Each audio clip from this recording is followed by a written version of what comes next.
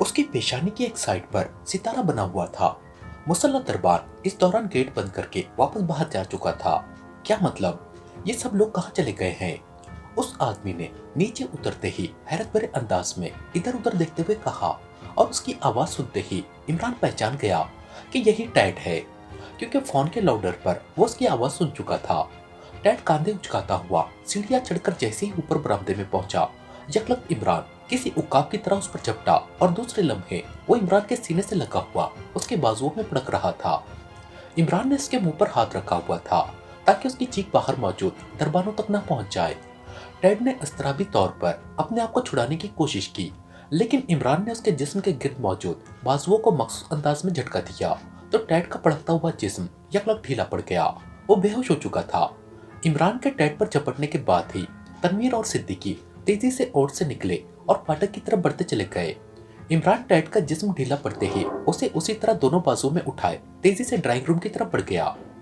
लेकिन जब वो बरामदे में पहुंचा तो उस वक्त दोनों दरबानों को तनवीर और सिद्दीकी बेहोश कर लेने में कामयाब हो चुके थे। सफदर, जूलिया और सलागा तीनों बरामदे में मौजूद थे। सफदर, कहीं से रस्सी ढूंढो ताकि इस टैड और रूबी को बांधकर इनसे मुज़ाकरात किए जा सके। इमरान ने मुसल्ला दरबानों की तरफ से मुतमईन होने के बाद सफदर से कहा और एक बार फिर ड्राइंग रूम की तरफ बढ़ गया।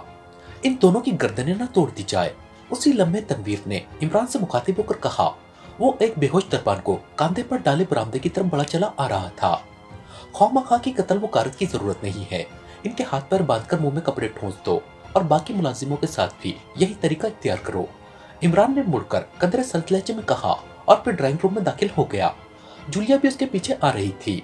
थोड़ी देर बाद सफदर रस्सी के 2 बंडल उठाए अंदर दाखिल हुआ और फिर इमरान ने सफदर की मदद से पहले टैड को एक अलहदा कुर्सी पर बिठाकर अच्छी तरह कुर्सी से जकड़ दिया और फिर रूबी को बांधने में सफदर की मदद जूलिया ने की।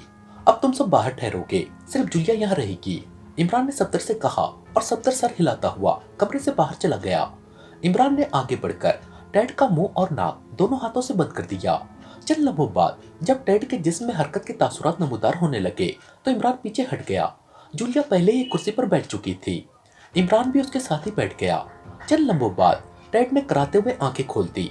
पहले तो वो नीम शऊरी की कैफियत में रहा, फिर उसका शऊर जाग उठा और उसने बेख्तियार उठने की कोशिश की, लेकिन बंदा होने की वजह से जाहिर वो सिर्फ कसमसा कर ही रह गया था।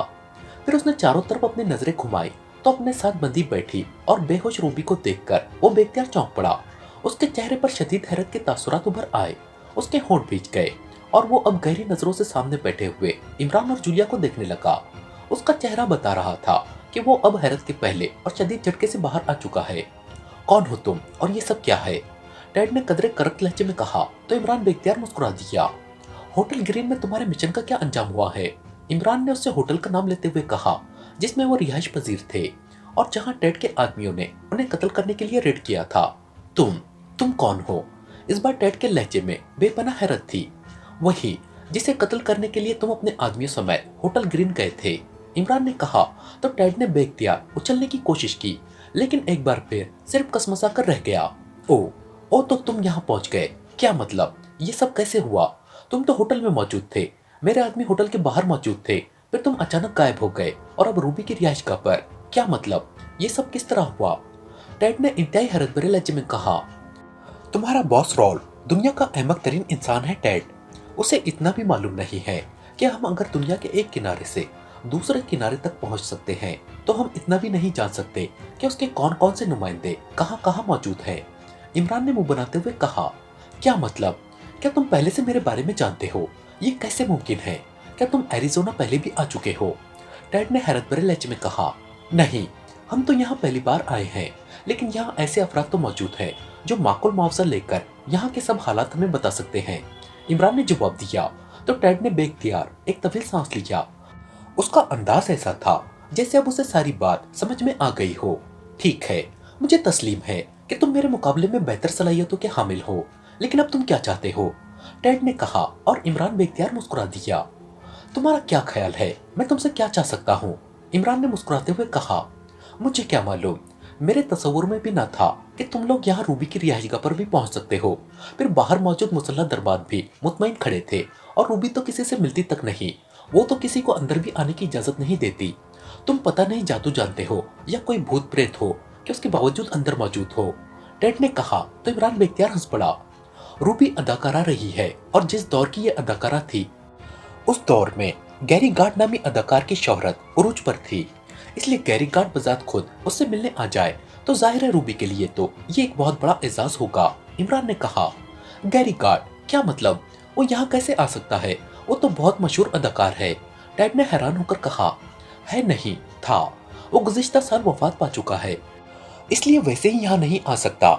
लेकिन उसके नाम का बहरहाल इतना असर अब भी है कि उसका नाम लेकर हम अंदर आ सकते हैं। इमरान ने मुस्कुराते हुए कहा तो टेड ने एक बार फिर एक तवील सांस लिया। ओ, तो ये चक्कर चलाया था तुमने? तुम वाकई शातिर जहन के मालिक हो, टेड ने कहा और होंठ भींच लिए। अभी तो तुम्हें मेरी और बहुत सी सलाहियतों का इल्म होगा। बहरहाल अब तुम्हारी हैरत दूर हो चुकी है, इसलिए अब तुम मुझे सिर्फ इतना बता दो कि रॉल्फ ने तुम्हें क्या हिदायत दी थी। इमरान ने कहा किस किस्म की हिदायत? टेड ने चौंक कर पूछा। हमारे मुतालिक, इमरान ने कहा।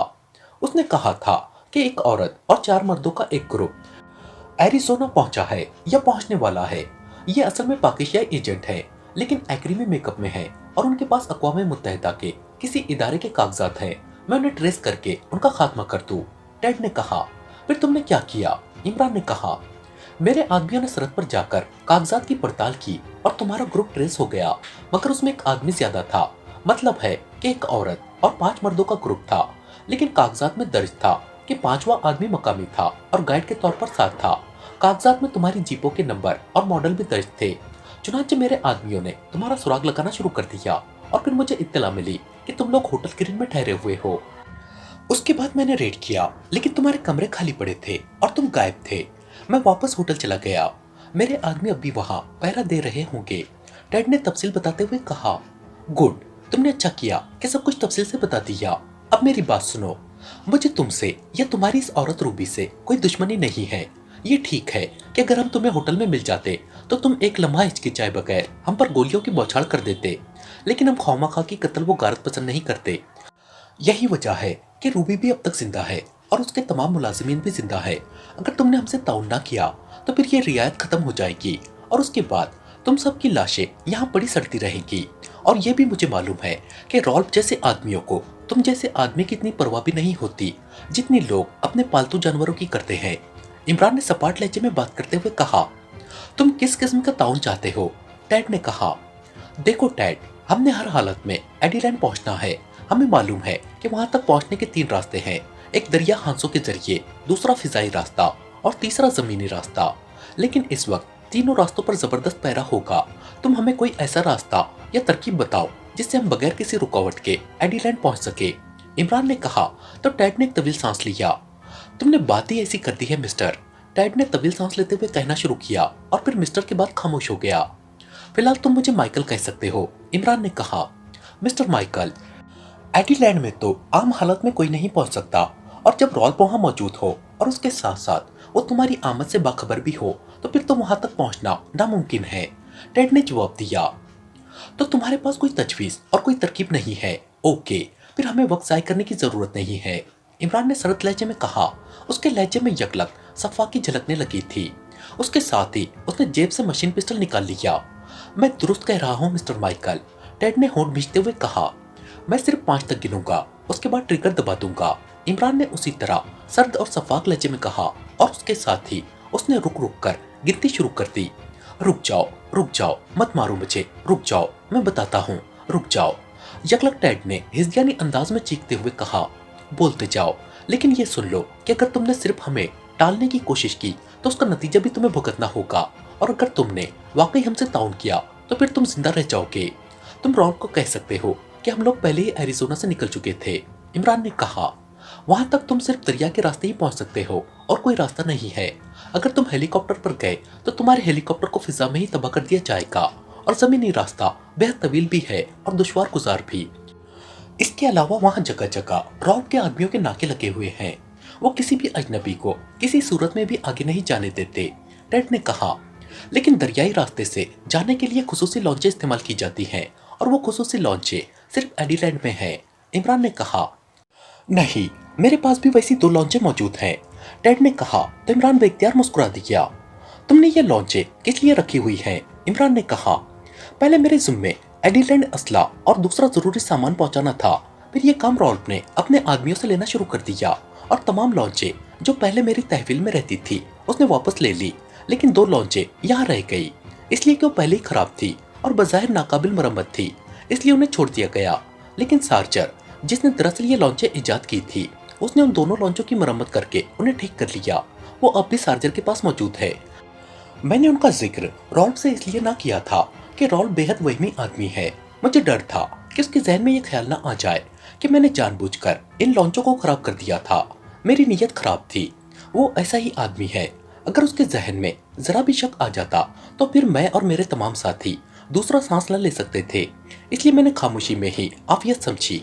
टेड ने जवाब दिया, लेकिन रास्ते में उसकी चेक पोस्टें मौजूद हैं।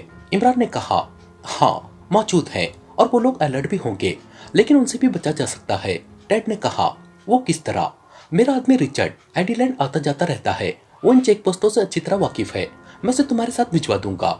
जैसे ही चेक पोस्ट करीब आने लगेगी वो लॉन्चों को पहले ही रुकवा देगा और फिर जाकर वो उनसे कह सकता है कि तुम रॉड के मेहमान हो और वो तुम्हें रॉड के हुक्म पर एडिलैंड ले जा रहा है। टेड ने कहा, लेकिन अगर उन्होंने रॉड से पूछ लिया तो? इमरान ने कहा, वो ऐसा ना करेंगे क्योंकि यहाँ हर शख्स रॉड की सफाकी से इंतहाई खौफजदा रहता है। वो इस बात पर भी भड़क कर उन्हें कत्ल करा सकता है कि उन्होंने उससे बात क्यों की। टेड ने कहा और इमरान ने इस बात में सर हिला दिया। कितनी चेक पोस्टें हैं रास्ते में? इमरान ने पूछा। 3 है। आखिरी चेक पोस्ट एडिलैंड से जरा पहले जंगल में दरिया हांसों के करीब है, 2 पहाड़ियों में है। टेड ने जवाब देते हुए कहा, किस किस्म की पोस्टें हैं? क्या बाकायदा इमारतें बनी हुई हैं? इमरान ने पूछा। इमारत नहीं, लकड़ी के बड़े बड़े कैबिन हैं। उनके ऊपर लकड़ी के ही बाकायदा वॉच टावर्स बने हुए हैं जिस पर मिसाइल गने, सर्च लाइट्स और इंतहाई ताकतवर दूरबीनें नस्ब है और वहाँ 2 आदमी 24 घंटे पहरा देते रहते हैं। टेड ने जवाब दिया, लेकिन इस तरह तो वो हमें दूर से ही देखकर मिसाइलों का निशाना बना सकते हैं। इमरान ने कहा, नहीं, तीनों चेक पोस्टें दरमियानी मोड़ों पर बनाई गई हैं। वो बस अचानक सामने आ जाती हैं। ऐसा हिफाजत की गर्ज से किया गया है। टेड ने जवाब दिया और इमरान ने इस बात में सर हिला दिया। कितने अफराद इन चेक पोस्टों पर होते हैं? इमरान ने कहा, ज्यादा से ज्यादा 8 और कम से कम 6। टेड ने जवाब दिया। उनके पास ट्रांसमीटर तो होते होंगे, इमरान ने कहा और टेड ने जुबान से कोई जवाब देने की बजाय इस बात में सर हिला दिया। तुम्हें उनकी फ्रीक्वेंसी का इल्म होगा, इमरान ने कहा। नहीं, मेरा उनसे कभी कोई ताल्लुक नहीं रहा। वो हेडक्वार्टर के मातहत है। अलबत्ता। टेड बात करते करते रुक गया तो इमरान चौंक पड़ा। अलबत्ता क्या? सुनो, अपनी जान बचाने का तुम्हारे पास आखिरी मौका है, वरना। इमरान ने भी जानबूझकर फिक्रा अधूरा छोड़ दिया। उनमें से एक आदमी यहाँ एरिजोना का रहने वाला है। उसकी बेटी बीमार थी, इसलिए वह हेडक्वार्टर से छुट्टी लेकर यहाँ आया हुआ है। अभी तक वो यहाँ है। वो मुझसे भी मिला था, इसलिए मुझे मालूम है। टेड ने कहा, क्या नाम है उसका और कहाँ रहता है वो? इमरान ने पूछा। उसका नाम रॉबर्ट है, जॉनसन रॉबर्ट। हम सब उसे टैगी कहते हैं। उसकी रिहाइश यहाँ के सबसे कदीम इलाके ओल्ड लाइन में है। बस मुझे इतना ही मालूम है। टेड ने कहा, क्या वो दरियाई रास्ते की किसी चौकी पर तैनात है या हेडक्वार्टर में काम करता है? इमरान ने पूछा। वो दरियाई चौकियों पर मौजूद अफराद को खाने पीने का सामान और असला वगैरह पहुंचाने पर मामूर है। टेड ने जवाब दिया तो इमरान ने सर हिला दिया। सार्चर की वर्कशॉप कहाँ है? इमरान ने पूछा तो टेड ने एक बाजार का नाम बता दिया। वहाँ फोन तो होगा, इमरान ने कहा तो टेड ने फोन नंबर बता दिया। सुनो, अब तक जो कुछ तुमने कहा है अब उसे साबित भी तुम करोगे। अगर वो सब दुरुस्त हुआ तो समझ लो कि तुमने अपनी मौत को टाल दिया है, और अगर उनमें से एक बात भी गलत साबित हुई तो फिर मौत तुम्हारा मुकद्दर है। इमरान ने सर्द लहजे में कहा। मैंने जो कुछ कहा है दुरुस्त कहा है, टेड ने होंठ चबाते हुए जवाब दिया। ओके, अभी मालूम हो जाता है। जूलिया फोन पे उठाओ और जो नंबर टेड ने बताए हैं वो डायल करके रिसीवर इसके कान से लगा दो। इमरान ने जूलिया से कहा और जूलिया अजबात में सर हिलाती हुई कुर्सी से उठ खड़ी हुई। और तुम भी सुन लो, तुमने सार्चर से कहना है कि हम रॉब के मेहमान हैं और रॉब ने तुम्हें हुक्म दिया है कि उन 2 लॉन्चों पर इन्हें एडिलैंड पहुंचाया जाए। इमरान ने कहा तो टेड ने एक बार फिर अजबात में सर हिला दिया।